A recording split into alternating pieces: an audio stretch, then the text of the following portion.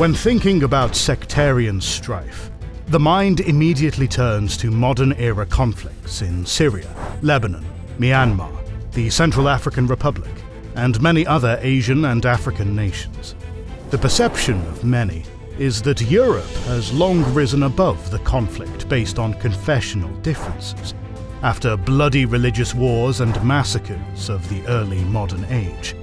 But just a few decades ago, Ireland and Britain were rocked by a deadly low-intensity conflict, which went on for more than 30 years. Today, we're talking about the troubles in Northern Ireland. This video is sponsored by you. Unfortunately, the YouTube environment is not great right now, with the algorithm being friendlier to drama and react channels and YouTube being permissive of AI slop. We don't do drama and we don't do AI, but thanks to our members and patrons, our channel continues to make 3 public videos per week, with the team intact and going strong. In recognition of their generosity and contributions, members and patrons receive 2 additional exclusive videos each week, and access many other perks.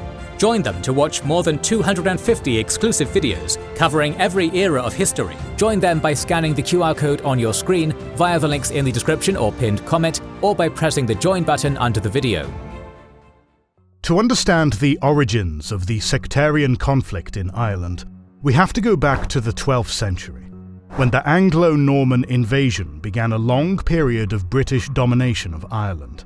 Initially, England controlled swaths of the Irish territory and suppressed the native Gaelic culture and language. In the 16th century, England separated from Catholicism and started to persecute Catholics in Ireland too. One of the ways was settling English and Scottish Protestants in Ulster, Northern Ireland, stripping the native Irish people of their lands.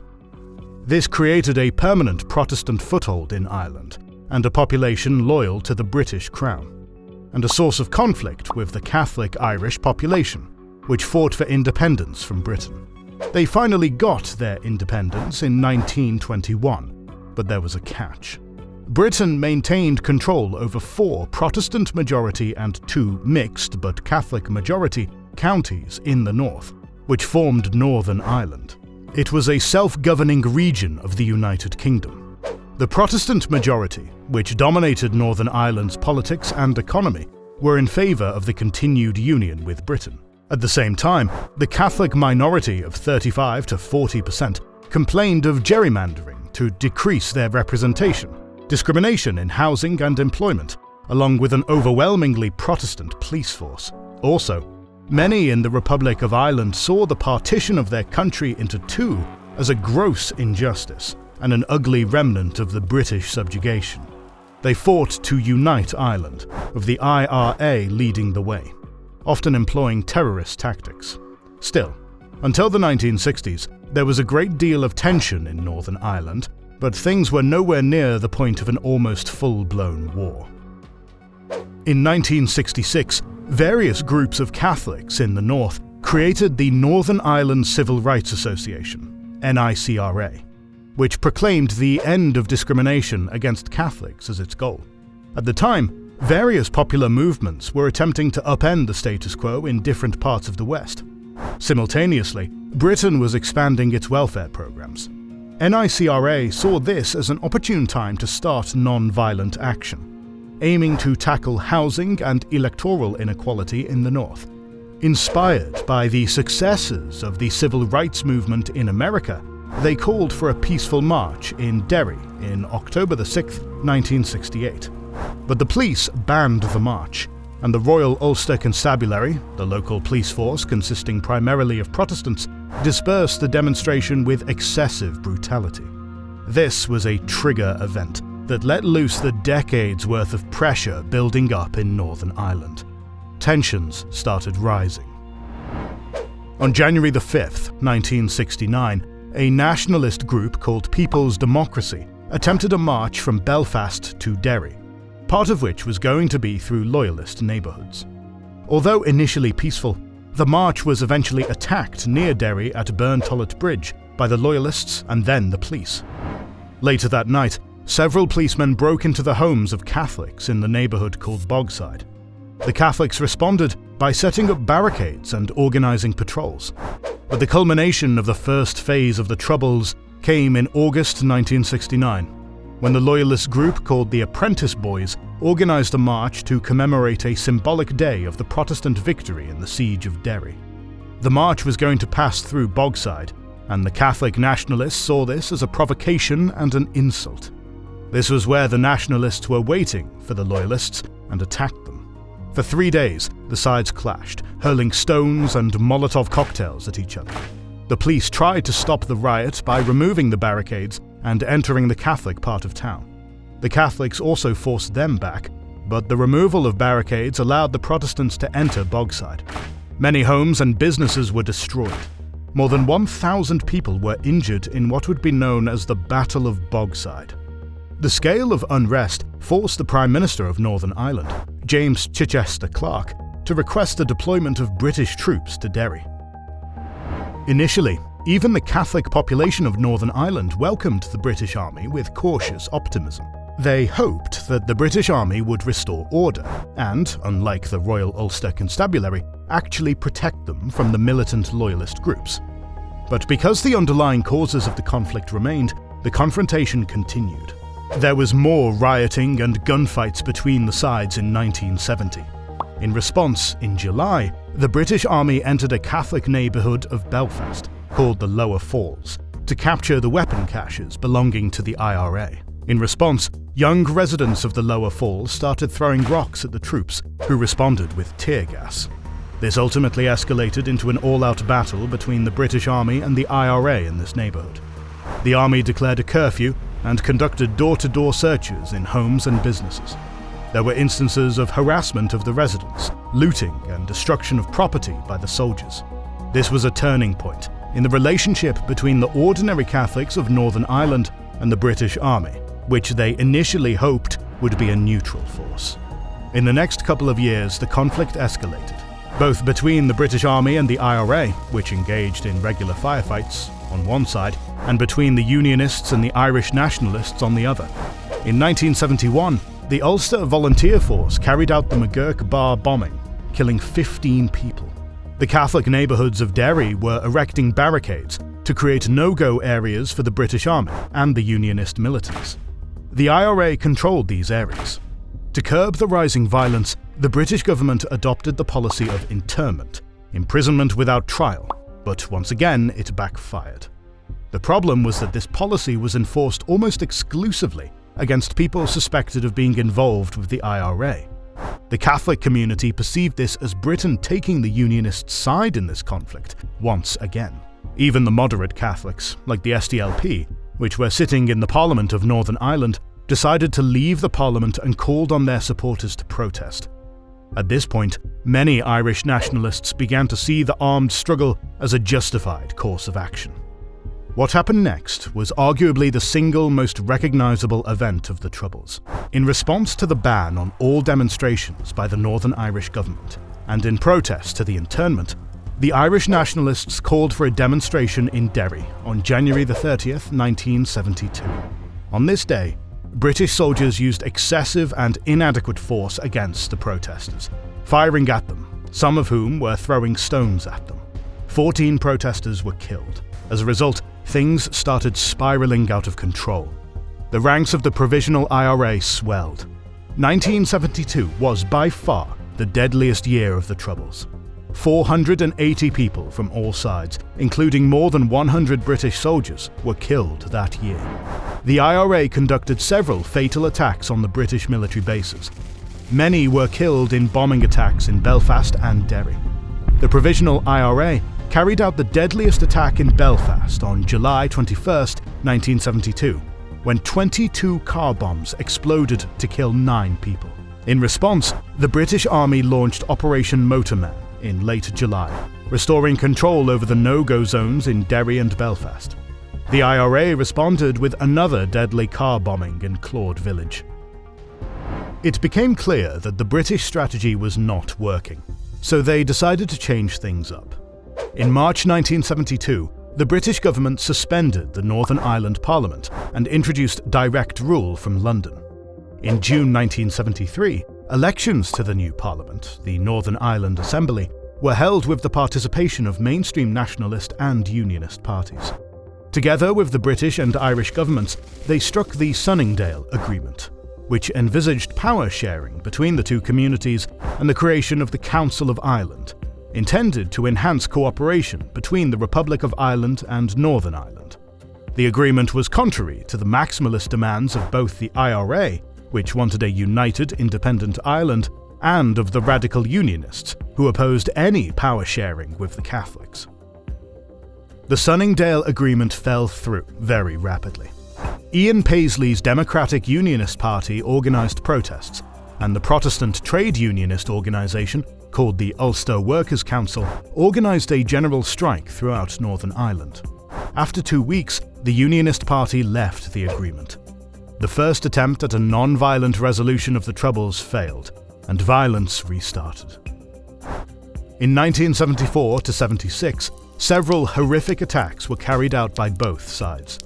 In February 1974, the IRA bombed a coach, and in April they bombed a pub in Birmingham, killing 33 people in total. The Unionist militants, particularly the Ulster Volunteer Force, conducted their own deadly attacks against the Catholics, killing more than 370 civilians in this period. The deadliest was the bombing of Dublin and Monaghan in May 1974, which killed 34 people. The failure of the peace process and the renewed violence led to significant rethinking among all parties to this conflict. The British government recognised that keeping thousands of its troops in place without resolving the dispute cannot be a long-term plan. Britain ended the much-maligned policy of internment. Now the arrested paramilitaries would be tried in court, but without juries, whom they feared could be intimidated by militants from both sides. Arrested paramilitaries also lost their political prisoner status.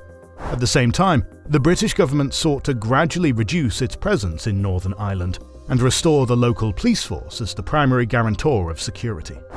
The official IRA, which proclaimed a ceasefire in 1972, made the ceasefire permanent, while transitioning to mainstream politics, essentially giving up armed struggle. This finalized the process of the Provisional IRA becoming the primary force for those who believed that violence was the only way of ensuring the goals of the Catholic community. Having said that, there was also a great degree of disillusionment on the part of the Provisionals. On the eve of the Sunningdale process, they believed Britain was about to leave Northern Ireland. But by the mid-1970s, the Provisionals realized this was not going to be a short conflict. They started preparing for the Long War, a war of attrition, the goal of which was to make Northern Ireland ungovernable, while bleeding out the British army to the point of forcing the British government to withdraw its troops. The Provisionals' primary target from then on was the British army. Their most significant attack in this period was conducted in August 1979, when they killed 18 British soldiers in an ambush at Warrenpoint, while also killing Lord Mountbatten in a separate attack. The escalation of violence led to more people being arrested from the IRA. And we already mentioned that by this point, the British government had taken away the political prisoner status of detained militants. They were now seen and treated as ordinary criminals. One of the consequences was that now they were not held in the prisoner of war type camp at Long Kesh, but at a prison built for them, the Maze. And this prison became a site of one of the most infamous episodes of the Troubles. Initially, both the nationalist and some loyalist prisoners demanded the restoration of their political status by refusing to clean up their cells or wear prison uniforms. This process culminated in 23 nationalist prisoners starting a hunger strike in March 1981. This action gained steam when one of the prisoners, Bobby Sands of the IRA, was elected to the British Parliament in absentia. There was significant global attention and pressure on the British government, but Prime Minister Margaret Thatcher did not budge. There is no such thing as political murder, political bombing, or political violence. It is only criminal, she said, signalling her uncompromising stance. The IRA prisoners also had no intention to back down. In the end, no amount of pressure forced Thatcher to reconsider. Bobby Sands died in prison after 66 days. 9 other prisoners suffered from the same fate. They became recognizable martyr faces of the Irish Republican cause. The Troubles continued. The IRA went on a bombing campaign in England in the 1980s. In July 1982, the IRA killed 11 soldiers in Hyde Park and Regent's Park. In 1984, they bombed the Grand Brighton Hotel in Brighton, which hosted the Conservative Party conference. 5 people, including MP Sir Anthony Berry, were killed. Several attacks were conducted against the Northern Ireland police force. Meanwhile, amid the worsening crisis, Britain and Ireland continued to look for ways to solve it. In 1985, the sides reached an agreement stipulating that the Irish government would assume an advisory role in Northern Ireland matters, and that the status of Northern Ireland could change only if the majority voted to join the Republic of Ireland. Many loyalist militant groups saw this as Britain selling them out. Supported by weapons from the apartheid regime of South Africa, they carried out several attacks of their own against the IRA and Catholic neighbourhoods. But the IRA at this time also started getting increased foreign military assistance from none other than the Libyan dictator Muammar Gaddafi, who sent large amounts of weapons and explosives. Another shocking episode of the IRA bombing campaign took place on November 8, 1987, when their bombing killed 10 civilians attending a war memorial at a Remembrance Sunday service in Enniskillen, Northern Ireland. Such brutal attacks shocked even moderate Irish nationalists, increasing the voice of those who wanted this all to end. By the 1990s, the intensity of the Troubles had decreased somewhat.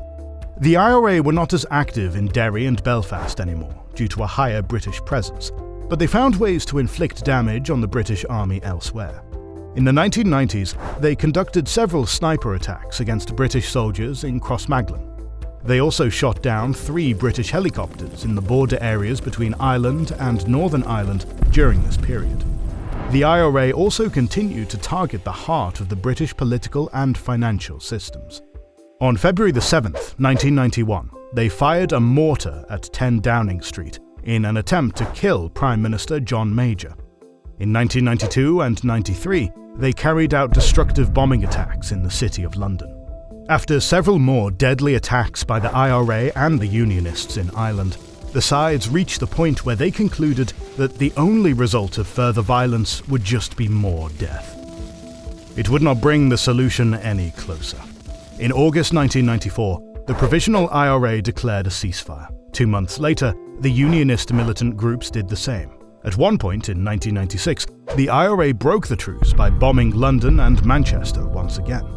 But this did not stop the peace process, which was now mediated by George Mitchell, US President Clinton's special envoy, and included a broad group of organizations, including Sinn Féin and Ulster Democratic Party. The peace talks culminated in the signing of the Good Friday Agreement in April 1998, the comprehensive agreement that addressed the constitutional status of Northern Ireland, unification of Ireland, power sharing and devolution, normalisation, reforms, disarmament, and cooperation with the Republic of Ireland and the United Kingdom. According to the agreement, Northern Ireland was to remain a part of the United Kingdom, unless a majority of its population voted otherwise. The Republic of Ireland would remove territorial claims to Northern Ireland from its constitution. A new parliament, the Northern Ireland Assembly, was to be created with the executive authority being shared between 2 communities. Key ministerial positions were also to be shared on a proportional basis, while major decisions required the consent of both communities. The Republic of Ireland and Northern Ireland were to strive to enhance economic cooperation. The paramilitary groups on both sides were to disarm, and prisoners were to be released. The Royal Ulster Constabulary was to be reformed into the police service of Northern Ireland, with a balanced Catholic and Protestant representation. At the same time, the British Army would gradually reduce its presence in Northern Ireland. Northern Irish people were allowed to choose British, Irish, or dual citizenship. The Good Friday Agreement ended the Troubles and a 3-decade-long low-intensity conflict. More than 3,500 people were killed during the Troubles, with the IRA and other nationalist groups responsible for some 2,000 deaths. While some fringe groups continued insisting on maximalist demands, and tension exists to this day, the scale of conflict and death has decreased dramatically. Riots still occasionally occur, political crises too. Trade and customs-related issues between Northern Ireland and Britain following Brexit were a significant issue, for instance. But the Good Friday Agreement put an end to another bloody page of the history of relations between Ireland and Britain. We would be lying if we said that all the issues that caused the Troubles have been solved, but let's hope that any future disagreements, if they arise, are resolved peacefully and without any more bloodshed. More videos on modern conflicts are on the way, so make sure you're subscribed and have pressed the bell button to see them. Please consider liking, subscribing, commenting and sharing. It helps immensely. Our patrons and YouTube members can watch more than 200 exclusive videos.